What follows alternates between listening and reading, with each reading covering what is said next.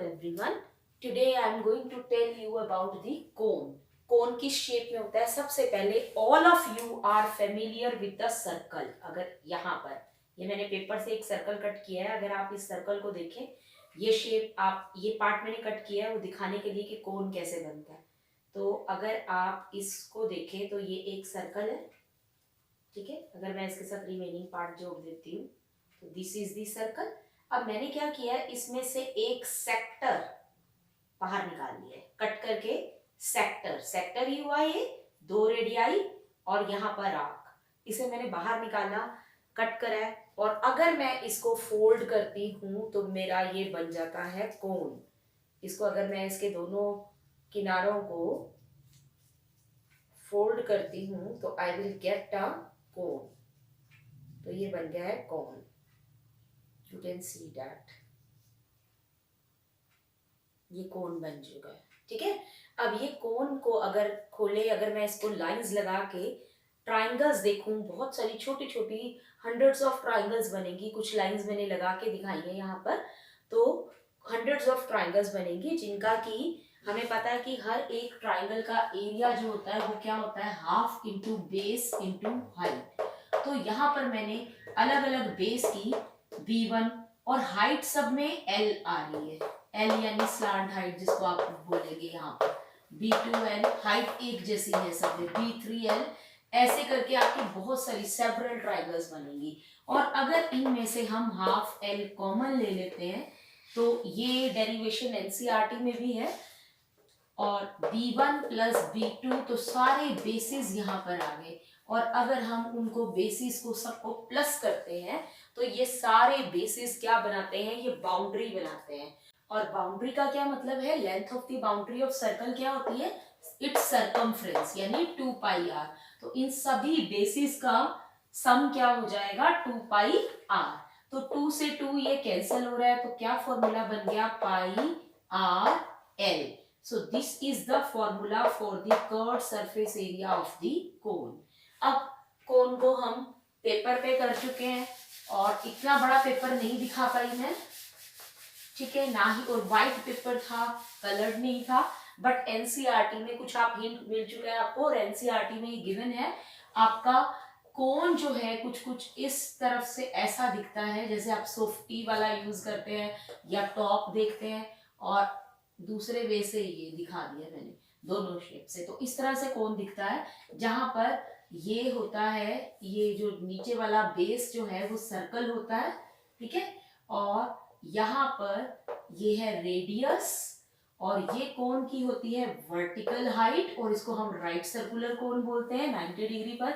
और ये जो पीछे वाली है इसको हम बोलते हैं slant height, L slant height. तो ये 3 डायमेंशंस होती हैं इसकी. ये वर्टिकल हाइट, ये सिंपल हाइट बोल सकते हैं वर्टिकल हाइट. और R क्या है, रेडियस. अब इन तीनों में रिलेशन क्या है, क्योंकि ये राइट सर्कुलर कोन है और ये राइट ट्राइंगल बन रही है तो यहाँ पर आप पाइथागोरस लगा सकते हैं. ये हाइपोटेन्यूज हो गया तो फॉर्मूला बनेगा L square equal to R square plus H square. यानी L अगर आपको फाइंड आउट करना है तो वो होगा R square plus H square. तो इसकी 3 डायमेंशंस जो हैं वो हो गई H, R एंड L, ठीक है. और उनमें क्या रिलेशन है, ये हमने राइट एंगल ट्राइंगल से डिराइव कर लिया है, ये रिलेशन है. और 2 फॉर्मूले हमें याद रखने हैं यहाँ पर इस एक्सरसाइज के लिए जो हम कर रहे हैं. 13.3 curved surface area and total surface area of cone. तो कर्व्ड सरफेस एरिया में अभी हमने डिराइव किया, वो फॉर्मूला आएगा पाई are L.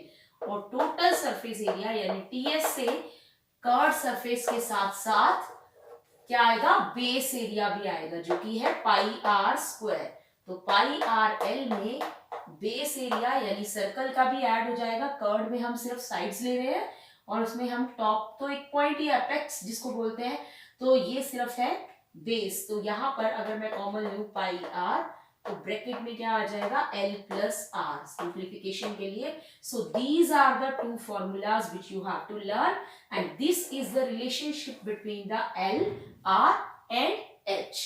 So using these 3 formulas you have to do this exercise 13.3 And now I will tell you the two typical questions of this exercise. I think you will need help in these questions, so I will tell you these two questions, question number 5 and question number 8.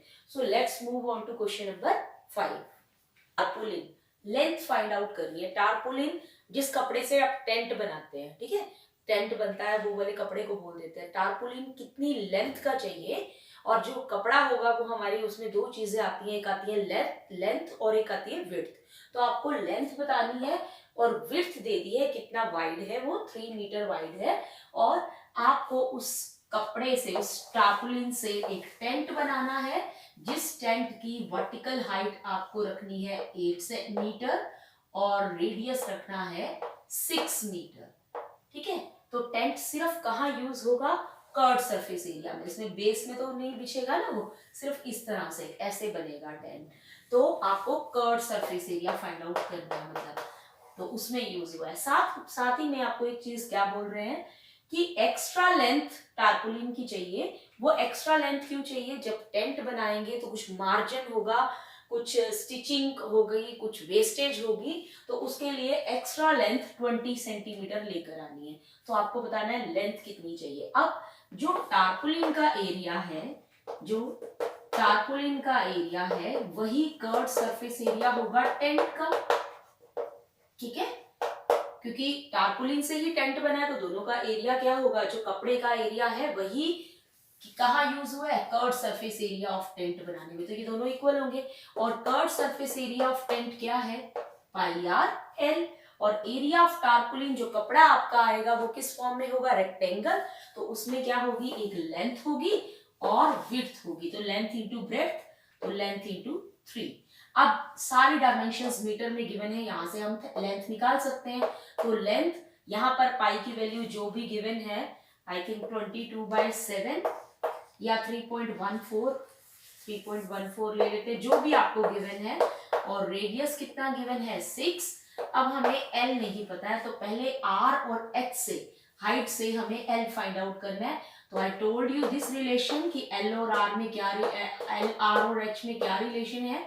तो यहाँ पर जब are और H की आप value put करोगे तो 6 square plus H means 8 square, तो 36 प्लस 64 इज 100 और रूट 100 इज 10, तो एल आ जाएगा 10। ठीक है, अब यहां से इनको मल्टीप्लाई करेंगे, इसका 100 लगा लेते हैं नीचे, एक जीरो कैंसिल हो रही है, या डायरेक्टली लिख सकते थे 31.4, तो यह आ गया 31.4 इंटू 6, और ये जो 3 इसके साथ मल्टीप्लाई में था उसको हम उधर डिवाइड कर देते हैं और एल फाइंड आउट कर देते हैं। तो यहाँ 3 डिवाइड में आ गया, तो कैंसिल करके यहाँ पर हमारा आ गया 62.8 मीटर।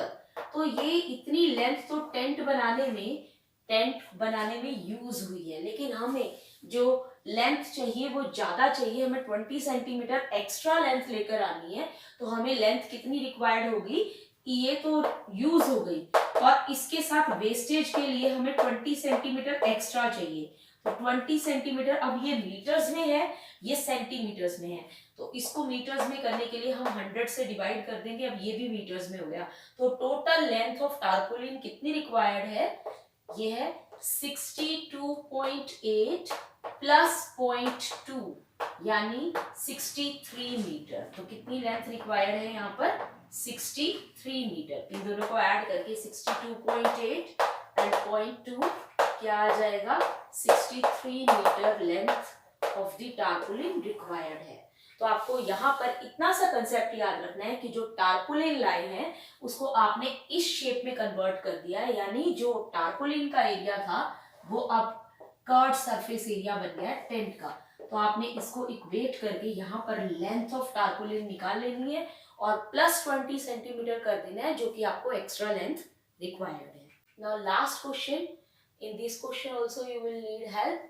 50 होलो कोन्स हैं, ठीक है, बस स्टॉप मतलब इस तरह से 50 होलो कोन्स हैं, उससे इस शेप में, और जिसका कि डायामीटर क्या गिवन है, ऐसे ऐसे करके कोन्स की शेप में इस तरह से बस स्टॉप बैरिकेड किया है। अब डायामीटर इसका गिवन है 40 सेंटीमीटर, तो रेडियस कितना हो जाएगा। बाकी डायमेंशंस देखो, रेट भी मीटर के हिसाब से है, हाइट भी मीटर है, तो आप इसको भी कन्वर्ट कर लो। पहले तो डायामीटर का हाफ किया, वो आ गया रेडियस, और अगर हम इसको मीटर्स में कन्वर्ट करते हैं तो 20/100 कर देंगे, तो ये मीटर्स में कन्वर्ट हो जाएगा, यानी 0.2 मीटर। तो दिस इज द रेडियस, और हाइट कितनी है 1 मीटर।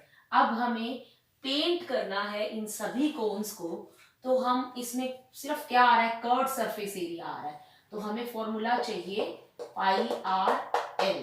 ठीक है, तो यहाँ पर L रिक्वायर्ड है, और L हमें गिवन नहीं है, हमें R और H गिवन है।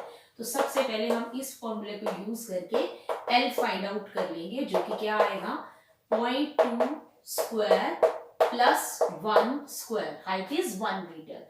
तो 0.2 स्क्वायर क्या हो जाएगा, 0.2 को जब आप 0.2 से मल्टीप्लाई करोगे तो डेसिमल प्लेसेस आपकी 2 हो जाएंगी, 1 डेसिमल प्लेस है, 1 डेसिमल प्लेस है, तो आपका स्क्वायर आएगा 0.04। ठीक है, प्लस 1 का स्क्वायर इज 1, तो यहाँ पर जब आप ऐड कर रहे हैं तो 1 प्लस 0.04 आ जाएगा, और इसका रूट आपको फाइंड आउट करने की जरूरत नहीं है, जो उन्होंने दिया हुआ है वही आपने यूज करना है। तो 1.404 का रूट उन्होंने गिवन है 1.02, तो आप वही लिख देंगे। So this is the value of L। अब आपने ये जो कर्व सरफेस एरिया है ये सिर्फ 1 कोन का है, अगर आपने टोटल यहाँ पर 50 कोन्स हैं, तो 50 कोन्स का निकालना है, क्योंकि सभी को पेंट करना है, तो उनका रेट दिया हुआ है 1 मीटर स्क्वायर को पेंट करने की कॉस्ट है ₹12। तो पहले आप एरिया निकालेंगे कितने मीटर स्क्वायर है, फिर उसको 12 से मल्टीप्लाई करेंगे टोटल कॉस्ट निकालने के लिए। तो पाई की वैल्यू यहाँ 3.14 गिवन है, R 0.2 है, और L जो है वो 1.02 है। तो सिर्फ आपने इसको मल्टीप्लाई कर देना है, मतलब कोई कटिंग वगैरह करने की जरूरत नहीं है। ये आ गया, इसमें डेसिमल प्लेसेस की 2, इसमें 1, तो ये आ गया 0.6828 इंटू 1.02। फिर से आप इसे मल्टीप्लाई करेंगे, और जो भी आ रहा है उसको आपने फर्दर, ये कर्व सरफेस एरिया उतने मीटर स्क्वायर आ गया, आप इसे मल्टीप्लाई कर लेंगे। उसके बाद आपने क्या करना है, कॉस्ट निकालनी है, टोटल कॉस्ट निकालनी है, तो रेट से मल्टीप्लाई कर देंगे।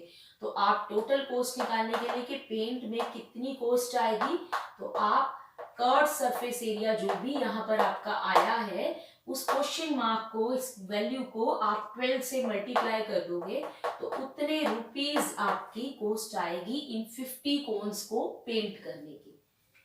तो that's all for today, thanks for watching.